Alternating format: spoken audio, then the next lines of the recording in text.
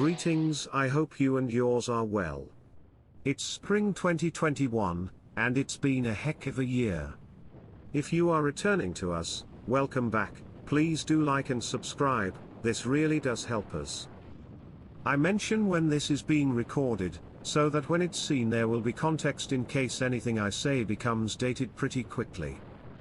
I used to maintain a blog before I considered doing videos on YouTube.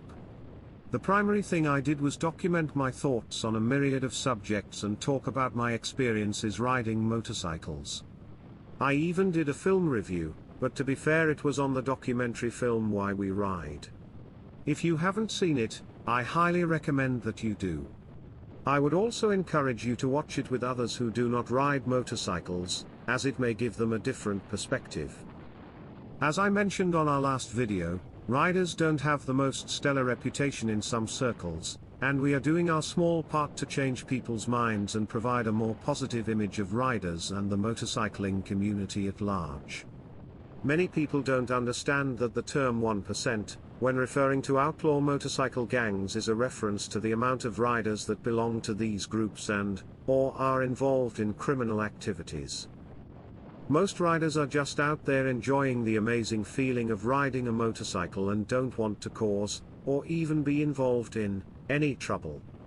If you have never ridden on a motorcycle, as a passenger even, the best way I can describe how it feels, is like flying without leaving the ground. Riding a bicycle starts to capture it, but a motorbike takes it to a whole other level. I'm a proper petrol head, gear head, and I love automobiles. They do however provide a much different experience of moving over the road through space and time. On a motorbike, every sense is activated, there are smells, temperature changes, variations in wind, all sorts of sounds, and literally a completely open view of the world around you. All of that freedom to fully experience the world around you on a motorbike is why we at Adventures of the Big Blue Motorbike Dog and Friends advocate at GAT, or all the gear, all the time. There is a common phrase that there are two types of riders, those who have been in a crash, and those that will be in a crash. It's not 100% accurate of course, but more often than not it rings true. The idea is that if you are involved in a crash, that you are best prepared to survive the crash with the fewest injuries possible. I get it that people may have reasons why they don't want to wear ATGAT. I used to lie to myself too and say that I could hear what was around me better without a full face helmet. I won't go for a ride without a full face helmet and proper gear. Riders tend to have a bit of a rebellious streak, and don't like to be told what to do. I get it. We advocate riding safely so that your next ride isn't your last ride.